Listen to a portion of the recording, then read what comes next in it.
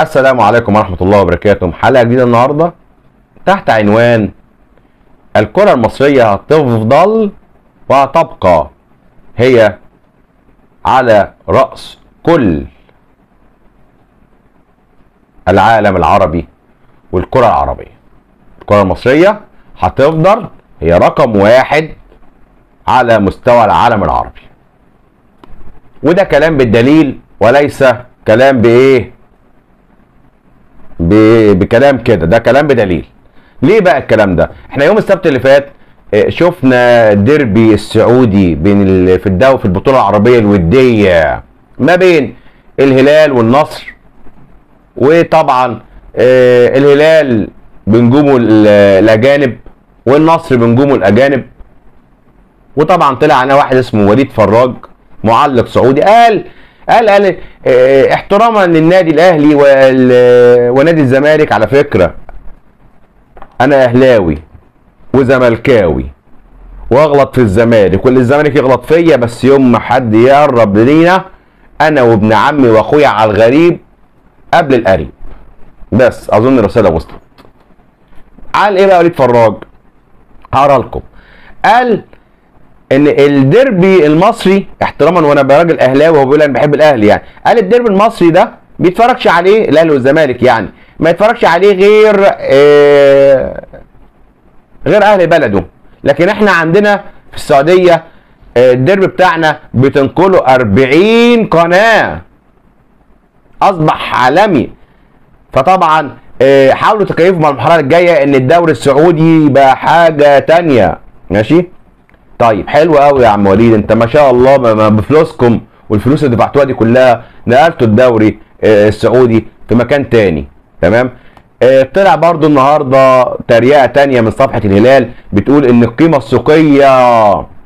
السوقيه لاربع لعيبه فقط من الدوري السعودي او نادي الهلال بقيمه الدوري المصري. يعني الدوري اهو هسيبها لكم. قال لك ان 4 لعيبه قيمتهم 152 مليون يورو، الدوري المصري كله 152. انا عايز اسالك سؤال بس يا اخوانا السعوديين، انتوا مالكم من الدوري المصري ومالكم ايه اللي حارقكم من الدوري المصري؟ ايه اللي مزعلكم من الدوري المصري؟ ايه اللي تعبكم من الدوري المصري؟ يا عم انتوا رحتوا جبتوا ناس ما شاء الله واجانب وده. وعلى فكره نادي الزمالك لما كان في بطوله عربيه كان عامل لكم منظر، كان الناس بتتفرج عليكم لان الناس عارفه مين الزمالك وعارفين مين. لو كان الاهلي موجود كنتوا هتموتوا على الاهلي، ولو الاهلي موجود كان زمان كان زمان خد البطوله العربيه دي. فنهدى كده ومالكوش دعوه يا عم، مالكوش دعوه. يعني انت رحت النادي النصر، انت رحت جبت مين؟ رحت رونالدو. عارف انت طبعا رونالدو خلاص يعتبر يعني اهو بيدار رونالدو. لو ما كانش رونالدو والله ما كنت جبت نادي النصر، ما كنتش جبت له تيشيرت. بنزيما بحب بنزيما قوي من ايام ريال مدريد اهو. طب لو ما كانش بقى دول لعيبه انا بحبها. طب انا لو ما كان دول مشيوا مش هشجع، انا هشجع الدوري السعودي ليه يا عم؟ اسيب انا بقى الدوري الاوروبي، اسيب بقى الدوري الانجليزي، اسيب الدوري الالماني، الدوري الاسباني، الدوري الايطالي، واروح اشجع الدوري السعودي؟ وانا عارف ان في لعيبه كلها جايبينها محترفين. فين يا عم اللعيبه السعوديه؟ فين اللعيبه السعوديه اللي عندكم؟ انتم دمرتوا المنتخب السعودي باللي عملتوه، النجوم اللي انتوا جايبينها دي كلها دمرتوا المنتخب السعودي. تعالوا نشوف كده على السريع خط هجوم مثلا كل نادي من عندهم. تعالوا كده نشوف خط مثلا الهلال بعد ما جابوا النهارده نيمار اتعاقد معاه ب 100 مليون يورو، يعني صفقه ما شاء الله اغلى صفقه في التاريخ. تعالوا نشوف يا عم تعالى خط الهجوم عندك مالكوم، متروفيتش، نيمار. الله الله الله الله، ده دول برازيليين. الله الله الله الله الله، لا اله الا الله، دول الثلاثه برازيليين. يعني انت خط هجومك برازيلي في نادي عربي؟ كلام حلو، كلام جميل. تعالوا نشوف خط نادي خط هجوم نادي النصر السعودي. رونالدو، ماني، تليكسا. الله، فين فيش واحد سعودي؟ لا. طب خط الوسط بروزوفيتش، سيكا، بوفانا، واليكس تلياس باك. يعني ولا واحد سعودي. يلا الله الله الله الله. هجوم الاهلي السعودي، محرز، فيرمينو البرازيلي، ماكسيميان. هجوم النصر قلنا تليكسا، رونالدو، ماني. الله الله الله، ايه يا عم ده، ايه يا حاج ده. طب هجوم الاتحاد السعودي يقود الهجوم عبد الله عبد الرزاق حمد الله المغربي. وعندك كمان كريم بنزيما. يعني فين يابا؟ هات لي لعيب سعودي كده دلوقتي. انت دمرت، انت رحت عملت لي ايه؟ انت دمرت الدوري السعودي او دمرت المنتخب السعودي. عملت زي انجلترا واسبانيا. انجلترا مش عارفه تاخد كاس عالم، ما عندهاش لعيبه، بيجيبوا محترفين. الانديه اللعيبه كلها عندها محترفين. اسبانيا نفس القصه، عندها محترفين. فين؟ اسبانيا خدت مره كاس عالم، انجلترا خدت مره كاس عالم. طب طلعت عندكم من السعوديه حد يحترف؟ مفيش. عندكم محمد صلاح، عندكم حد زي محمد صلاح كده كان هياخد المفروض الكره الذهبيه ب 2018، ولولا الظلم اللي وقع عليه، واللي حصل ايه ده. انت لما بيجي يقول لك ايه احسن لاعب في العالم وفيه اسم محمد صلاح، بتقوموا تعملوا رباطيه على محمد صلاح وتقنعوا الدول العربيه ما تصوتوش لمحمد صلاح. لما جه يكسب الكره الذهبيه ما صوتوش لمحمد صلاح. لما السنه اللي فاتت في الكره الذهبيه خليته ساديو ماني ياخد تاني ولا تالت احسن لاعب في العالم، وخليته محمد صلاح الخامس ولا السادس. ايه يا عم في ايه بالظبط؟ ما بلاش القلب الاسود اللي جوه المصريين ده، بلاش القلب الاسود الكرهة المصريين قوي، ما ينفعش كده. انتوا رحتوا جبتوا اتعاقدتوا المنتخب السعودي، راح اتعاقد مع ايه؟ مانشيني ده اللي هو ايه؟ بيدرب ايطاليا اللي خد معاهم يورو اخر يورو. حلو قوي. في 2022 خد يورو ايه؟ خد معاهم يورو 2022. حلو جميل قوي. وانت تفكر مانشيني ده، تعالى بقى افكرك كده لو كنت نسيت اللي جرى، اجيب الدفاتر تنقر. فاكر كارلوس البرتو بيريرا اللي جبته في 98 ومشيته بفضيحه من تاني مباراه في المجموعه في التصفيات؟ بفضيحه. كارلوس البرتو بيريرا اللي خد كاس العالم 94 وجبته، قلت هو ده المكسب، هو ده اللي هيخلي المنتخب السعودي لا ملهاش لعيبه، لا هوا، لا الدنيا فاضيه. زي كده برضو ما هيجي مانشيني ده يجي يقول لك ايه؟ مين اللعيبه؟ رونالدو برتغالي، ماني سنغالي، مش عارف نيمار برازيلي، مش عارف بيروفيتش مش عارف برازيلي، مش عارف مين برازيلي، مش عارف مين سنغالي، مش عارف مين نيجيري. ايه يا عم؟ ما شفناش اسم سعودي كده ظهر هيظهر. انتوا خليتوا منتخب مخلخل، خليتهم هوا. عايز اقول لكم تعالوا الاتحاد السعودي مش هو واخد البطوله الدوري؟ مين اللي كان الكابتن بتاعه؟ حجازي. كابتن حجازي الله يمسيه بالخير ويرجع من الاصابه. مش هو اللي كان مش هو كان الكابتن الاتحاد؟ هو اللي كان عمل انه خد الدوري. ما هو مصري. لا لما دلوقتي وطارق حامد، لا دلوقتي لما جبتوا بقى بنزيما وجبتوا بقى خلاص ده عايزين تمشوا حجازي وعايزين تمشوا طارق حامد، صح؟ بلاش يا عم. تعالوا كده لما نعمل مقارنه ما بين اساطير الكره السعوديه واساطير الكره المصريه، تعالوا نشوف المقارنه بسرعه كده يلا.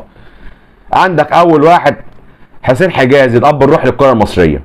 كابتن صالح سليم بحفظ الالقاب بقى، الكابتن محمود الخطيب، الكابتن محمود الجوهري، الكابتن حسام حسن، الكابتن محمد ابو تريكه، الكابتن احمد حسن، الكابتن عماد متعب، الكابتن محمد زيدان، وائل جمعه، كابتن وائل جمعه.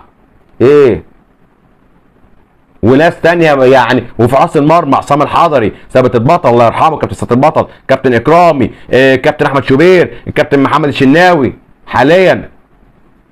وفي اسماء تانية كتيرة. تعالوا كده نمشي في شارع عربي كده ونقول ايه؟ قول لي واحد من اساطير الكره المصريه وقول لي واحد من اساطير الكره السعوديه. يقول لك مش عارف. بس انا افتكر في مصر عندكم كان صالح سليم وفي مع محمود الخطيب، وفي محمود الجوهري، وفي حسام حسن، في محمد ابو تريكه اللي نفسكم تجيبوه عشان ايه في استوديو عندكم يحلل عندكم بس هو راجل مش راضي. كل دول تعالوا بقى. انا عن نفسي راجل عشت في السعوديه فافتكر شويه اسماء، هم دول افتكرهم، غير كده ما افتكرش حاجه ثانيه لان انا مش متابع. عندك ماجد عبد الله، يوسف السنيان، محمد الدعية حارس مرمى، كان فهد المهلل، سامي الجابر كان في الهلال، ماجد عبد الله كان في النصر، محمد الدعية كان في الهلال، فهد المهلل في الهلال. كان عندكم والله لعيبه، بس دلوقتي دمرتوا لعيبتكم، دمرتوها، واخركم هتوصلوا كاس عالم. ماشي، ليه بقى؟ لان اسيا سهله، يعني قاره اسيا يا ريت احنا بنلعب في قاره اسيا، يا ريت احنا نلعب في قاره اسيا زيكم. اهو عندنا بص الاهلي، عندكم نادي زي الاهلي كده خد 11 مره ابطال دوري ابطال افريقيا. طب عندكم فريق زي الاهلي شوف كم مره وصل كاس عالم انديه، شوف كم مره خد ثالث العالم. هتقول لي ده الهلال السنه اللي فاتت واخد تاني العالم، يا عم علينا على راسي مفيش مشكله. بايه؟ ما احنا يوم ما لعبناكم كسبناكم 4-0، يوم ما لعبنا الهلال في كاس العالم للانديه لولا الكابتن محمود الخطيب قال كفايه كده كان ممكن يبقى 5 و6. في ايه يا حبيبي؟ في ايه يا حبيبي؟ الحب بالراحه كده، بالحب وبالادب والاحترام. يا ريت احنا يبقى الاهلي بس يروح يلعب في اسيا والله. ها الاهلي المصنف 6 سادس على العالم في تصنيف شهر 8 شهر اغسطس. صدقني لو الاهلي راح يلعب في ولا الزمالك ولا اي نادي راح لعب في اسيا في اسيا دوري ابطال اسيا والله، لكن كل سنه كان هم ياخدوا البطوله دي. طب تعالى نلعب، لو لعبنا في اسيا كنا منتخب مصر هو اللي هيكسب. منتخب مصر اللي واخد افريقيا 7 مرات 7 مرات. ها ايه في ايه بالظبط؟ ده انتوا في قاره ضعيفه كرويا، في قاره معدومه كرويا. يعني بيقول لك بعد اوروبا افريقيا في الكوره، بعدها مفيش كوره، بس انتهت الحوار. اتمنى من اخواننا السعوديين ما تتكلمش عن مصر ولا تقول لي اهلي ولا زمالك ولا مالكش دعوه يا اخي. يا خليك في التطور انت فيه، ربنا يوفقك. سيبنا في احنا قيمتنا السوقيه 0 وانتوا قيمتكم السوقيه مليارات. مالكش دعوه بقى، خليك في حالك، يعني خلي الدنيا حلوه، خلي الدنيا تمشي كده بس. واتمنى من الكابتن وليد فراج ولا اي معلق سعودي مالكش دعوه بقى بمصر، ما تحطش دماغك في مصر ماشي. عشان انت عايز اقول لك حاجه، لو والله العظيم لو ما كانش الظلم اللي حصل للزمالك في ماتش الشباب اهو بقول لك اهو، والحكم الليبي كان زمان كمل، الزمالك كمل. الزمالك حرج النصر بنجومه، ولو الجون اللي جه بالعافيه رونالدو جاوب بالعافيه في الدقيقه 70 كان الزمالك حرج النصر وكان طلعه. في ايه؟ والزمالك في عز ازماته، فبلاش تتكلم عشان المصريين مش هيسكتوا. يا كابتن وليد يا فراج، يا سيد وليد يا فراج، المصريين مش هيسكتوا. وعايز اقول لك حاجه، ان ده تيشيرت النادي الاهلي ده بيتباع عندكم في السعوديه، لكن احنا عندنا مع عمرنا ما شفنا تيشيرت للايه لاي نادي سعودي الا لما جه مين؟ رونالدو وبنزيما. رونالدو وبنزيما هو الايه اهو، غير كده ما شفناش تيشيرتات ابدا. لكن انتوا عندكم الاهلي والزمالك بيتباع في السعوديه، وانا فاكر ان كان في متاجر الادوات الرياضيه بتلاقي تيشيرت الاهلي والزمالك موجودين، وكدبني في الحته دي. بس اتمنى بقى بنهايه الفيديو بلاش تتكلم عن الكره المصريه، عشان احنا اللي علمناكم الكوره، وهنرجع تاني سيادكم وسياد العالم كله. اشوفكم الحلقه الجايه واترككم على خير، والسلام عليكم ورحمه الله وبركاته.